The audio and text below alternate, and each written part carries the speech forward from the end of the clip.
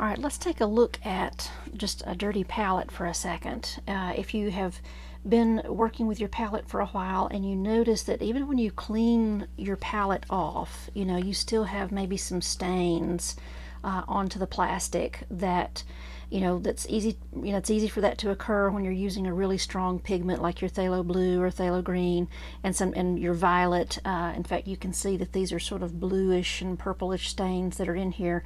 And this other side looked a lot like it just a few minutes ago, but I cleaned it.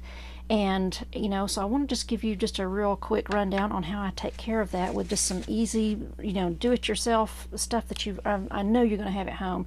And it's baking soda. Okay, the magic of baking soda. So I keep mine stored in a little canister, and I'm going to show you how I use this to clean up. So I'm just taking a piece of paper towel, just a small piece. And this is dry. I've cleaned it as best I could just with some soap and water, or just even with clear water is really all that you need on your palette. But it's just not getting that stain off. So what I like to do is just use my spritz bottle and just give a little spritz. And I want to show you how little water is in here. I don't want a flood or a puddle of water. I just wanted to spritz it just to have a little bit of moisture, and that's it. All right, then I'm just going to just grab a spoon, and I want you to get just the tiniest little amount of baking soda. You can see when I say just a little bit, I don't even know, that might not even be 1/8 of a teaspoon. All right, and then I'm just going to drop it right there in that little area.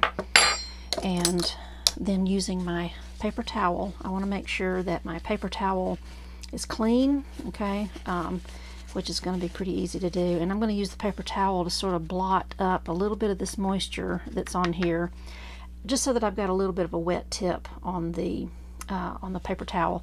I don't want to get my powder really saturated because it's going to act as an abrasive. And I'm just going to start going around in my little area here in a little circular pattern. And you can already see, just that circle of white where it's lifting that pigment that was just embedded into the plastic surface. The baking soda is absolutely perfect for this. It will just get right onto that surface without scratching your palette, but it'll lift that stained color. So it might take just a little bit of elbow grease, but I'm just going to get in here and just kind of keep working around. If I need to, I'm going to turn my paper towel over so that I've got a clean area, and I might even just give myself a tiny little spritz of moisture just right here on the end and kind of keep working through. This side was actually really stained, and so now that I've kind of worked my way through it, you want to make sure that you use a tiny amount of the powder of the baking soda, just because it is messy and I don't want to get any of it sort of getting up into my pigments at all. I want to make sure I mitigate that at all costs. So that's why I'm just using just tiny little amounts. You can see it's, like I said, that's not even 1/8 of a teaspoon.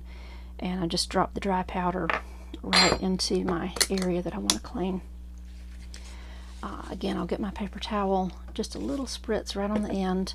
I've not added any new water in here, but I'm just going to get right onto that little dry little mound of powder, and I'm just kind of moving it around. It acts just like an abrasive sponge, but yet it does not scratch my surface at all. And you can see this is getting really clean. Look at all of the blue paint that is coming off.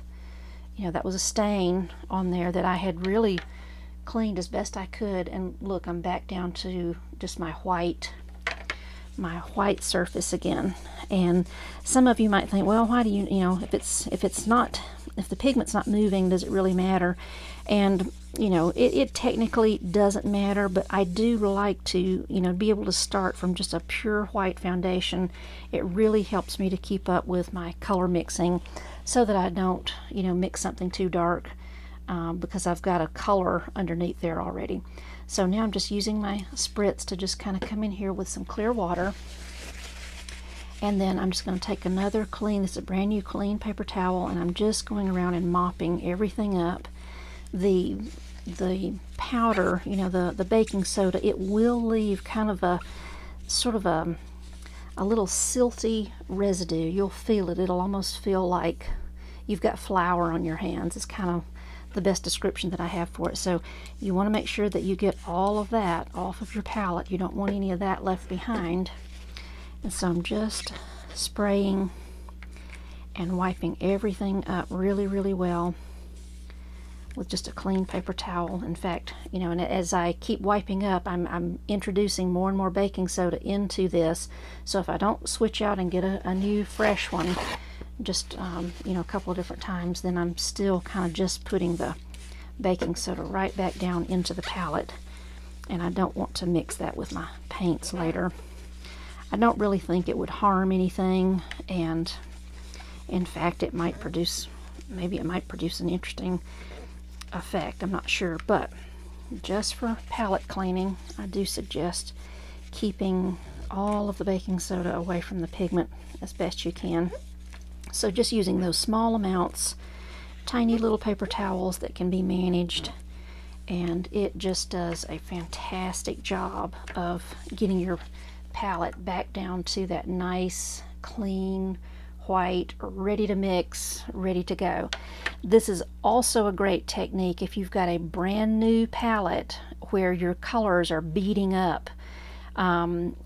Use this same technique to go over a brand new clean palette, just to wear the surface down a little bit. It sort of takes the sheen, or you know, that really polished finished surface that's on the plastic when you first get it.